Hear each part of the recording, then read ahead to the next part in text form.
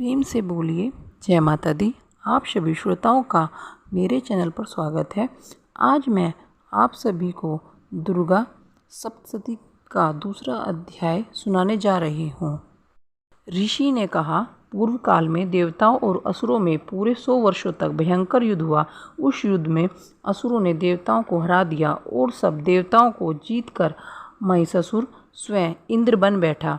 तब हारे हुए देवता ब्रह्मा जी को आगे कर भगवान विष्णु और शंकर जी के पास गए और अपनी पराजय तथा महिषासुर के बल व प्रताप का संपूर्ण समाचार सुनाया। सूर्य, इंद्र, अग्नि, वायु, चंद्रमा, यम, वरुण सब देवताओं के अधिकार छीनकर वह स्वयं सबका स्वामी बन गया है। उस दुष्ट आत्मा ने सबको स्वर्ग से निकाल दिया है। इससे सभी देवता पृथ्वी पर मनुष्य की भांति रहते हैं। अतः हे महाराज, हम सब आपकी शरण में हैं। आप उसे मारने का विचार शीघ्र ही कीजिए। इस प्रकार देवताओं की बातों को सुनकर भगवान विष्णु और शंकर जी बहुत क्रोधित हुए और उनकी भुक्टी कुटिल तथा मुख रक्त वर्ण हो गया और उनके मुख से क्रोध के रूप एक महान तेज उत्पन्न हुआ।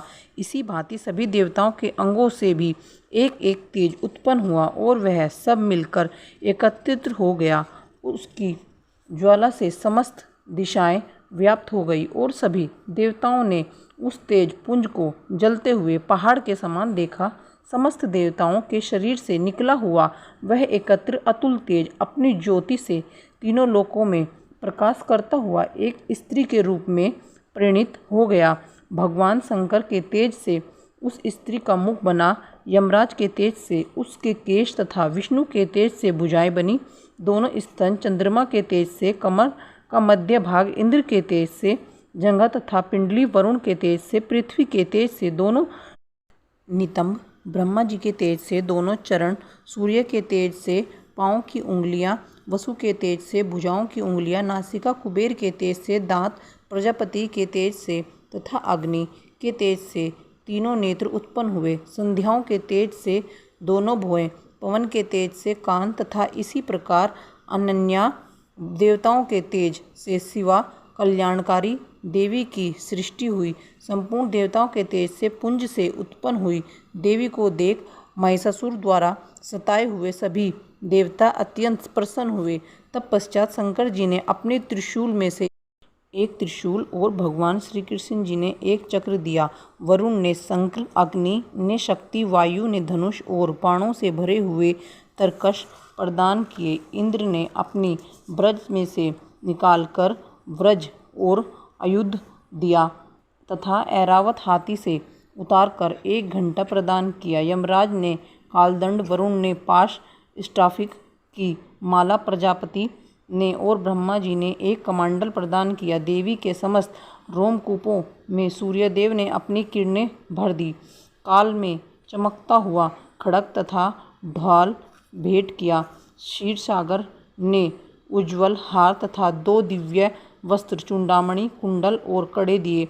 शुभ अर्धचंद्र सब बहुओं के किए, क्यूर पैरों को सुंदर निपुर, गले की सुंदर हसली तथा संपूर्ण उंगलियों में रत्न जड़ित अंगूठियां प्रदान की। अत्यंत निर्मल फरसा विश्वकर्मा ने भेंट किया और विविध भांति के अस्त्र तथा अभेद कवच दिए। समुद्र ने हृदय तथा गले में पहनने के लिए कभी न मैली होने वाली कमल की माला दी और सुंदर कमल के पुष्प प्रदान किए। हिमालय ने सवारी के लिए सिंह तथा अनेक प्रकार के रत्न प्रदान किए।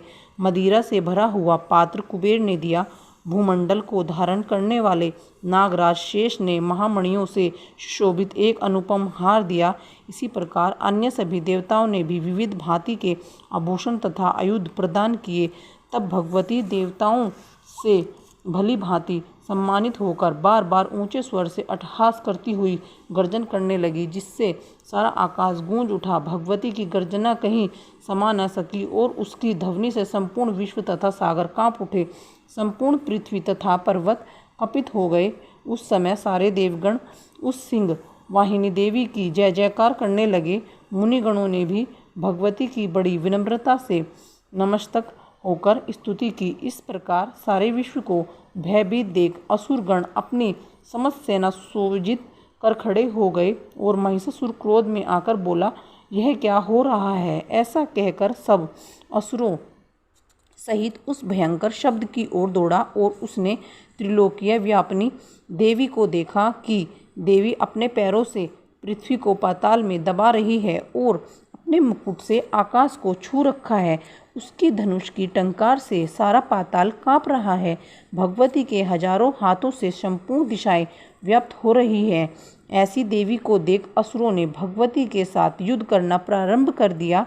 अनेक प्रकार के शस्त्रों के प्रहार से दशों दिशाएं गूंज उठी। उसी समय महिषासुर का सेना नायक तिक्षुर नामक दैत्य देवताओं से युद्ध करने लगा। चामर असुर चतुरांगिनी सेना साथ लेकर तथा उदर्ग राक्षस 60,000 रथ सैन्य को अपने साथ में लेकर युद्ध करने लगा। हाहुन राक्षस 1 करोड़ रथियों की सेना और असिलोमा असुर 5 करोड़ सेना साथ में लेकर युद्ध करने लगे। वर्षकाल नामक असुर 60 लाख रथ तथा हजारों हाथी घोड़ों की सेना लेकर युद्ध करने लगे। व्रत नामक असुर 1 करोड़ रथ की सेना को साथ लेकर विडाल असुर 1 करोड़ 50 लाख सेना लेकर तथा और भी असुर आयुध सेना रथ हाथी घोड़ा साथ में लेकर देवी से यह युद्ध करने लग गए। महिषासुर भी श्री भगवती के साथ युद्ध करने के लिए करोड़ करोड़ हजार रथ हाथी तथा घोड़ों की एक सेना साथ में लेकर युद्ध भूमि में आ डटा। वे राक्षस गण तोमर, भिंदीपाल, शक्ति, मुसूल, खड़क, फरसा आदि पट्टिशास हथियारों से भगवती के साथ युद्ध करने लगे। अनेक दैत्य भगवती के ऊपर शक्ति फेंकते तथा कई पास फेंकते थे। अनेक राक्षसों ने तो भगवती को तलवार से मारने को प्रहार किया। तो उसी समय देवी ने राक्षसों के अस्त्र शस्त्रों को साधारण तथा खेल खेल में काट डाला। तदनंतर देवता और ऋषियों ने देवी की प्रार्थना की। तब देवी ने प्रसन्न हो राक्षसों पर अस्त्रों शस्त्रों की वर्षा की और देवी का वाहन सिंह भी क्रोधित हो जंगल में दानव नल के सदृश राक्षसों की सेना का विनाश करने लगा। युद्ध करते हुए भगवती ने जितने श्वास छोड़े उन प्रत्येक श्वासों से भगवती के सैकड़ों हजारों गण उत्पन्न हुए और फिर वे भी भिंदीपाल, फारसा, पट्टिशास आदि शस्त्रों से युद्ध करते हुए देवी की शक्ति द्वारा असुरों का विनाश करते हुए ढोल, शंख, मृदंग बजाने लगे। तदनंतर भगवती ने त्रिशूल, गदा तथा तलवारों से सैकड़ों महाअसुरों को मार डाला। कुछ असुरों को घंटे की आवाज़ से मोहित कर लिया, कुछ को पास में बांधकर पृथ्वी पर घसीटा और कुछ को खड़क से टुकड़े टुकड़े करके फेंक दिए। कुछ और दैत्य भगवती के गदा प्रहार से मूर्छित होकर पृथ्वी पर ढेर हो गए। कुछ राक्षसों के मुख पर मूसल की चोट लगने से रक्त बहने लगा। बहुत से राक्षस हृदय में चोट लगने से आघात हो पृथ्वी पर गिर गए तथा अन्य बाणों से ही मर गए। देवताओं को कष्ट देने वाले दैत्य मरने लगे तथा बहुतों को भुजा कट गई। कुछ दैत्यों के सिर कट गए और कई शरीरों के मध्य के भाग से काट दिए गए।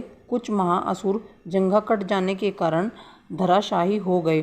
कुछ दैत्यों के एक भुजा, एक आंख, एक पैर तथा मस्तक कट कर पृथ्वी पर गिर पड़ते, किंतु वे फिर उठ खड़े होते।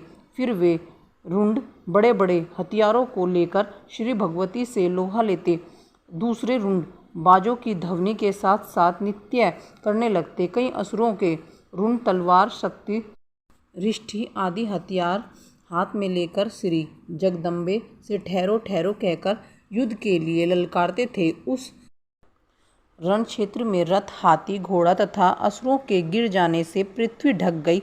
राक्षसी सेना का रक्त इकट्ठा होकर महानदी की तरह बह रहा था। माँ भगवती ने उन असुरों की सेना का इस प्रकार संहार कर दिया मानो तृण लकड़ी का ढेर को अग्नि ने जला डाला हो।